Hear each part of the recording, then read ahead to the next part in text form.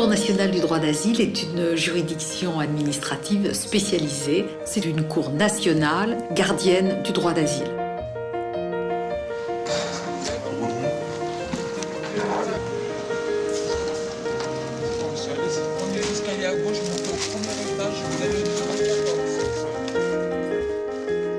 C'est une tradition historique. La France a été en pointe dans le domaine de l'asile depuis la Convention de Genève de 1951 qui a consacré la protection des demandeurs d'asile.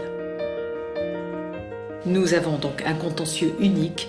Il s'agit pour la Cour de statuer sur les refus qui sont opposés aux demandeurs d'asile qui demandent le statut de réfugié.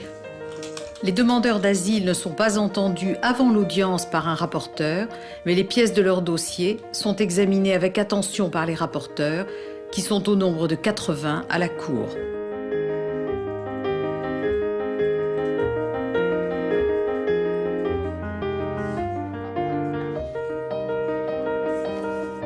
Pratiquement 85% des demandeurs qui se voient opposer un refus déposent un recours.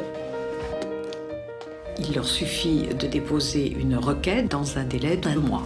Ce requérant ne sera jamais reconduit à la frontière aussi longtemps que la Cour n'aura pas statué. Il a donc un droit au séjour qui est provisoire et il ne peut pas être reconduit à la frontière pendant cette période. C'est toujours très difficile quand on est étranger, qu'on a un problème de langue, de venir dans une cour pour être interrogé, questionné par des formations de jugement.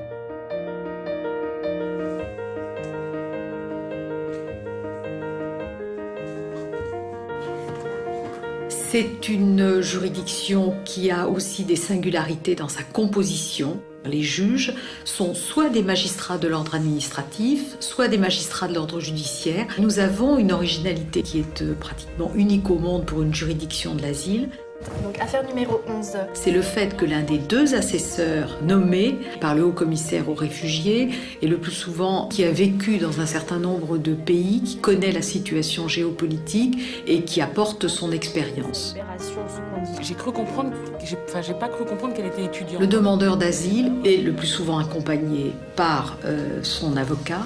L'oralité a beaucoup d'importance puisque la formation de jugement va être amenée à interroger le demandeur d'asile et l'intéressé doit répondre aux questions qui lui seront posées avec l'aide bien évidemment d'un interprète. Nous sommes en capacité de traduire 120 langues, dont une dizaine de langues très rares. La culture à la Cour nationale du droit d'asile est une culture de l'écoute. Nous sommes très attentifs à ce que les demandeurs d'asile puissent se faire entendre, mais bien évidemment, tous n'obtiendront pas satisfaction.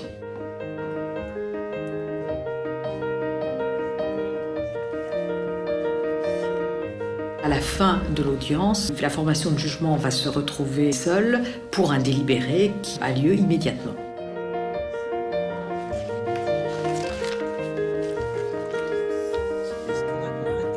La Cour nationale du droit d'asile, ce sont 80 magistrats permanents ou vacataires et 220 agents.